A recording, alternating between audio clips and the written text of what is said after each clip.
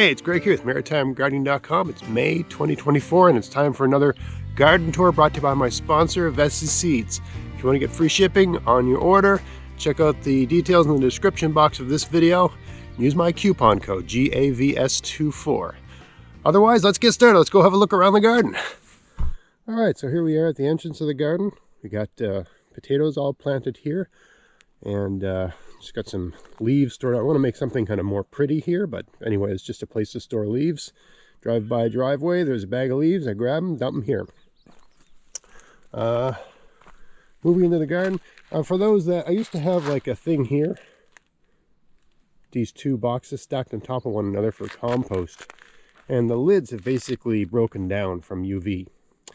So instead, this part of this bed is kind of tucked in a corner and a bit shady. Things never grow really well here. So I decided to just put them here. I got this old piece of roofing, right? That's it. It's sloped a little bit so rain runs off. Then I just decided to plant a few perennials around it. I'm sure the soil is going to be good here because the stuff's going to drip out of there and that sort of thing. So I got some curly dock here. This is a weed, but I eat it. And this is bloody dock. And this is sorrel. And I'm trying to get some, I'll explain this a little bit more, but I'm trying to get some of my berry bushes growing here. Because it backs against, there's no garden on that side, it makes sense to have something high. Because it doesn't matter if the sun is in this direction. It doesn't matter if it casts shade that way.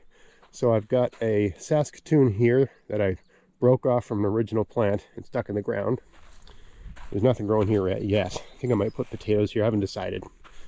I got another Saskatoon here. And this is another piece of that same plant. There's a root connecting the two. This was bent sideways, so I bent it up and I just have these boards to hold it straight, right? That's it. Anyway, I pretty much just ripped it out of the ground and stuck it in here. So it's been bare rooted. So I'm not expecting much out of it this year, right? And then I've got this, I think it's called Aronia. It's a Viking berry or something like that. This is from Vessi Seeds. I decided to put that here next to the pond. And in front, I've got herbs. So I haven't decided if I'm going to put some vegetable here or just more berry bushes along this stretch here. Things grow here, but it's an awkward spot to work. So it kind of makes sense to just have some perennials here. But anyway, I haven't decided. This bed here is just waiting. This is going to have zucchini. But for now, to keep the weeds down, I just got some leaf bags and some stuff to hold it down. Got potatoes planted here. You can see major changes. I've been shooting a lot of videos lately because I've just been doing all this grunt work around the garden. And to me, it's not the best content in the world, just showing people ordinary stuff you're doing around the garden. I could be wrong, but also it's just stuff I got to get done, and it's easier to get it done if you're not filming. So I've just been moving things over. I found everything that grows against the fence here, because there's woods on the other side. Just doesn't, the 2 feet closest to the fence, things don't grow well. So I've been moving things out, and I can access this side. I can also, it's easier to access the fence. Certain kinds of weeds and things, vining things, they grow up the fence. It's gonna be easier to get at the fence and rip those things down and keep them from casting shade, right? And there's so many different kinds of weeds, especially this one, which is very, very problematic. I want to look up what this is called. I don't know what this is, but it's a very aggressive weed. I thought it was called pigweed, but it isn't. It's called something else. It's some sort of creeping, aggressive weed with huge rhizomes. Anyway, if anyone knows what that's called, please let me know. I just can't seem to figure out what it's called. But there's a bunch of them growing in the forest here, and I see them in my garden from time to time. I always eradicate them immediately, but I know they're going to want to creep in. I'm getting a huge load of wood chips sometime. I was supposed to get them last night, but things fell apart. Anyway, I'm going to put cardboard all around this perimeter and wood chips all around that perimeter. I'm hoping I can manage stuff coming in from the outside. Anyway, enough about that. I got parsnips planted here, and you can see they're starting to grow. I planted these, like 1st of April, right? But they're just getting going. It's been cold. We've had some warm days, but it's been cold. I might even have to replant here because it looks like some of them have disappeared. Peas here.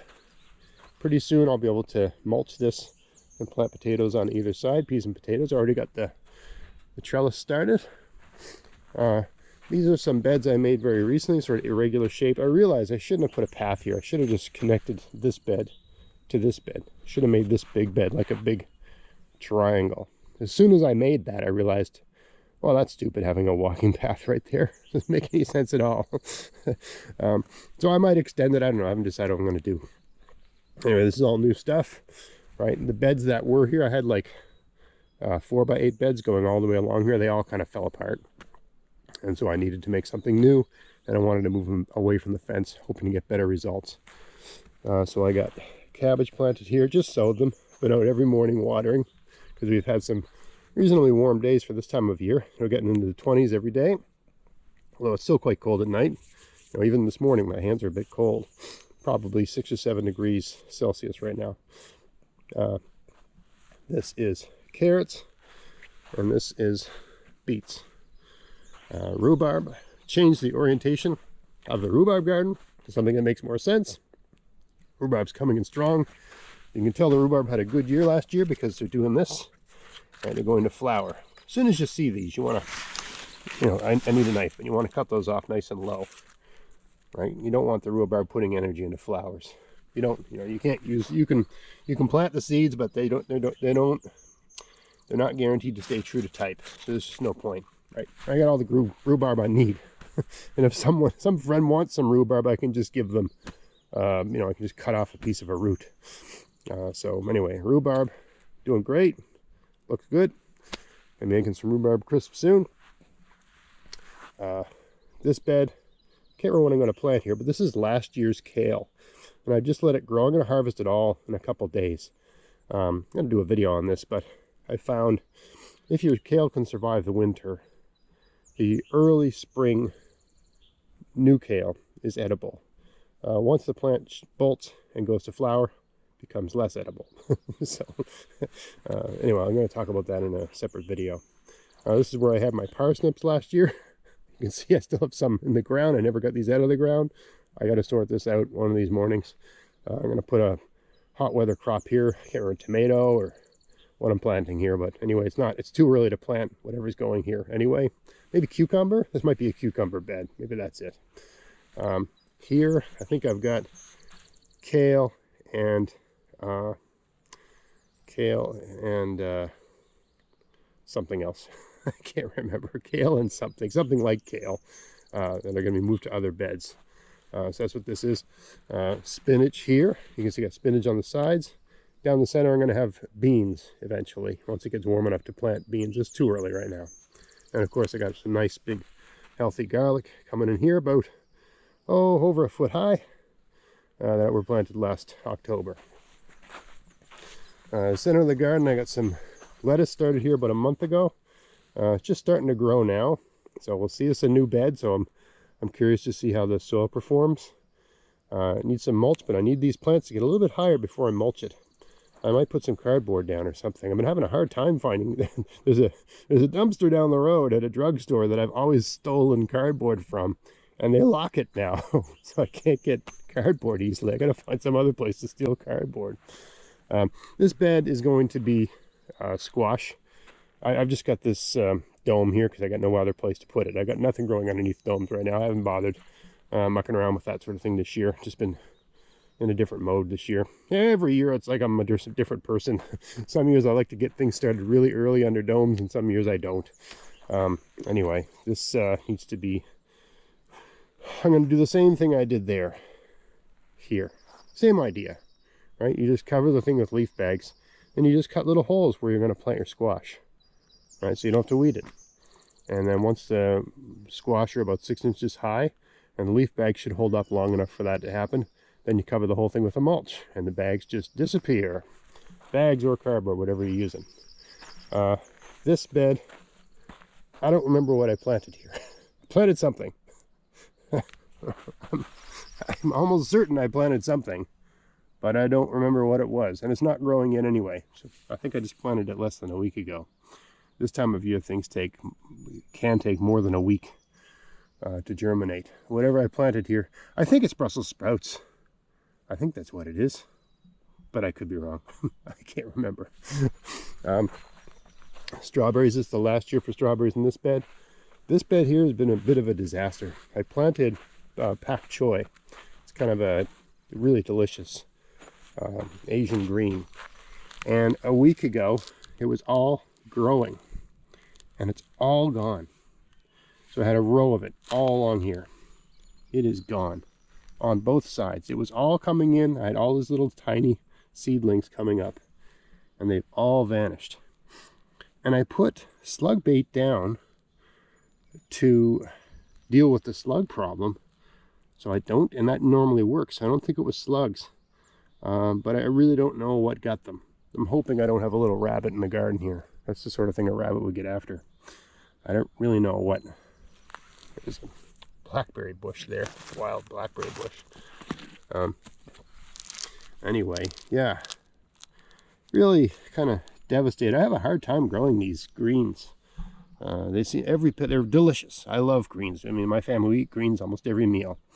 And really good for you. But yeah, these ones are real. I think I might have to start them as transplants and put them in as mature plants, because they all disappeared in a matter of days. I had new seedlings coming through, first leaves, second leaves, gone, just like that.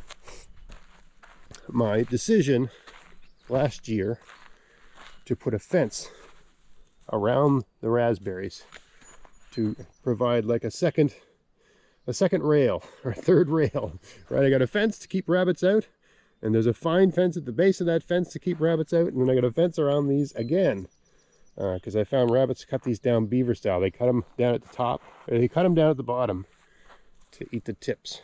It's really drives me crazy. This one's coming in slow. This should be called out. Anyway, these raspberries seem to be coming in really well. So I think this is going to be the first year with this variety that maybe this August I'll get some raspberries for a change. Over here we got some asparagus. This is supposed to be an asparagus bed, but I don't think I've done this right. I had years ago, I had a tree here and asparagus growing at the base of it, and I planted some direct seed, but then I moved everything around last year, and I just decided to let it, you know, see what happens. And it looks like the only asparagus that survived all of that moving around is a handful of plants right here. The rest of this bed's got nothing. And I had this dream to have this full bed of asparagus and have a nice spring asparagus, and it's just not come off for me. And on top of that, it's got this, whatever this weed is, it's got it, you can see it growing in the path there. It's just all through it. Very problematic. So I don't know what I'm going to do. I'm inclined to leave the asparagus, but I don't have enough for a meal. Like, you need, I don't know, for my family, 2 dozen for a meal to keep everybody happy. Right? Everybody wants like 6. Sort of thing, right? At least 6 pieces. So I don't know what I'm going to do with that. I think I'll probably just plant beans there this year. I get some nice garlic coming in here. This is onion. You can see them all coming up, right? I planted them, a few weeks ago. I don't know if I shot a video on that. I think I did. I think I shot a video on how I plant them. And I put all these leaves down, and now they're finding their way up through the leaves, right? So I got a nice sunny spot. This is a bed where I tried to grow winter squash last year. That grew very poorly. And I don't know if it was because the soil was lacking in nitrogen or organic matter, or if it was too acidic. I really don't know. So I added manure and lime. And we'll see, and I worked it all in. So we'll see. You know, I'll either get, it's a nice and sunny spot. It's like right in the center of the garden, so it's a great spot. So I'll either get nice, big, healthy onions, or it'll be a catastrophe. This bed, I did a soil test just by putting some soil and water in a container and adding some baking soda, and the baking soda fizzed, so I know the soil was acidic. So as an experiment, I decided to plant some potatoes here, because potatoes like acidic soil to a point, right? So I just decided, why not give that a try? It's got pretty good sun, not a bad spot. So we'll see. They're all planted. I got a heavy mulch on here, and they'll probably be up in a week or so. This bed here, I planted spring onions. Needs to be mulched. You can see they're starting to come up, right? Bunching onions. Okay, so they're starting to grow, but I need to get a mulch on here soon. Otherwise, the weeds will come in. More garlic here. This is new strawberries that I planted, about a month ago from Bessie Seeds. I can't remember the variety. I'll put it up on the screen. I need to mulch this, right? And I got a particular way I want to mulch this. I'm using cardboard, and I'm going to shoot a video on. So I'll do that hopefully this week. Over here, the lingonberries seem to be coming in strong. Hopefully this is the year I'll actually get enough berries to make jam.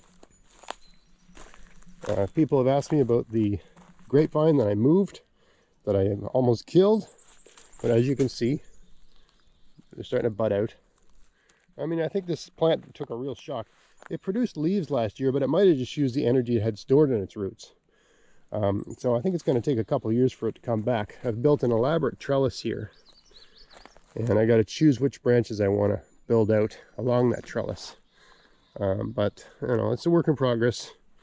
You know, I think it's going to take a couple years to get this thing back to its former glory. This thing had vines that were like 30 feet long, going in each direction, right? It was a magnificent plant. A couple weeks ago, I did a video on how all my blueberries have a disease called witch's broom.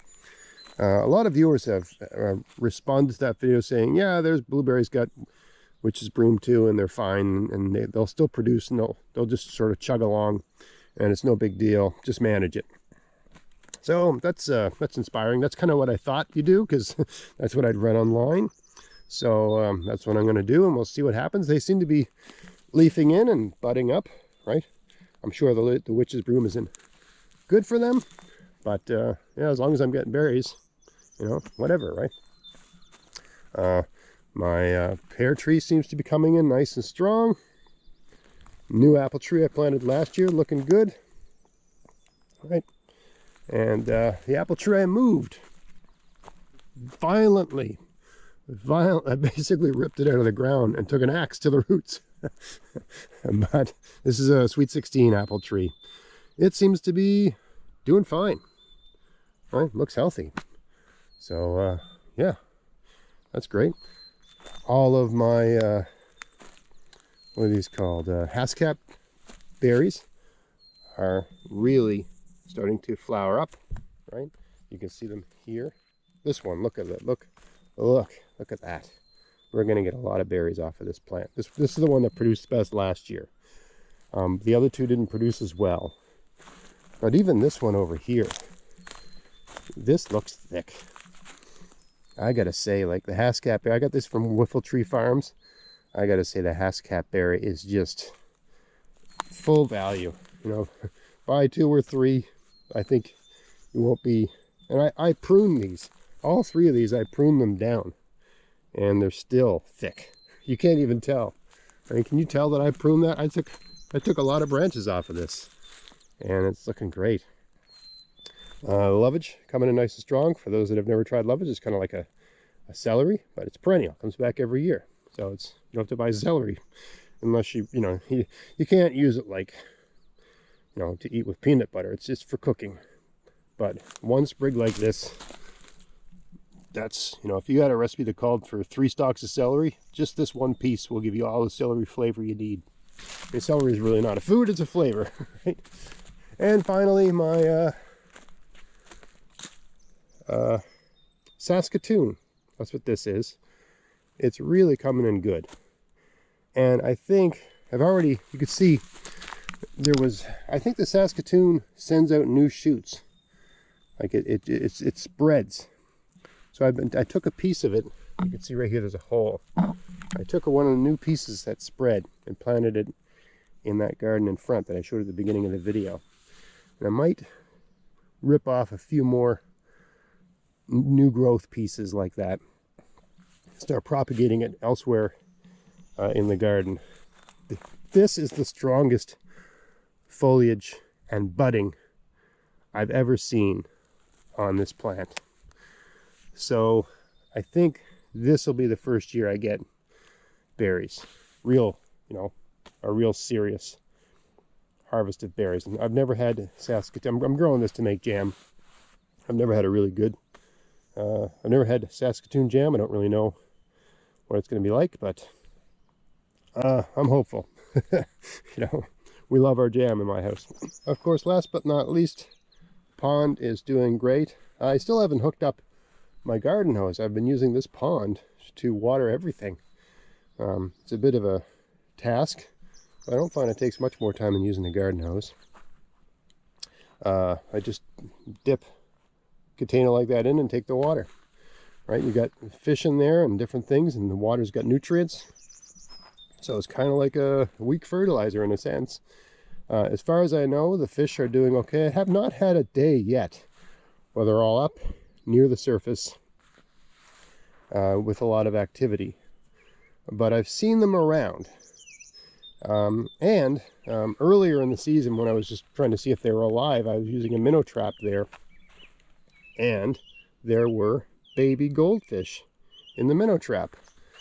Maybe I'll try to redo all of that so I can show you guys that. It was kind of amazing, and they were like this long, right? So that means the eggs were laid, like if they were this long, it means they were around last year, right? So I've had minnows in here or baby goldfish for a year. They survived the winter. So yeah, that's kind of a neat development, because in my other pond, all the years I've had it, and I've had that other pond since, I don't know, 2016 or something, the goldfish have never laid eggs successfully. I think it's because this pond is deeper, and because the water's muddy. It gives the baby goldfish a chance to survive, right? It's easier to hide in a muddy pond. I mean, I can see down about a foot. There's about a foot of visibility in this pond.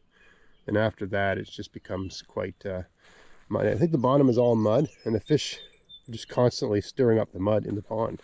I think that's what's going on. It's really going to take years for aquatic vegetation to start growing on the bottom to hold that mud together. I'd love to be able to find some sort of seeds I can just throw in the water, and they would create some sort of cover on the bottom. But in researching internet, I've just not found anything that'll work, at least for my area. I haven't found anything, so we'll just have to take it as it goes. But the main thing is that they survive the winter, as far as I can tell. I haven't seen all of them. I've seen one goldfish here, one goldfish there. There was 10 or 11 in here, and a good size. So I haven't seen like 6, 7, 8. I haven't seen a group. I just seen one here and one there. So I don't know if they all made it or not. But the babies made it. So we'll see what happens. Anyway, that's how things are going here. May 2024. Black flies are out in full force. It's early in the morning. It's like 6:30 and they're already getting started. This is just ridiculous. I like to come out early in the morning and get stuff done here, because the black flies just become impossible as the day rolls on. Anyway, I hope you found this video interesting. If you did, please like, share, subscribe. Check out my podcast at maritimegardening.com. Check out my weekly column at maritimegardening.substack.com. And until next time, get out there, get at it, have fun in your garden. Thanks for watching.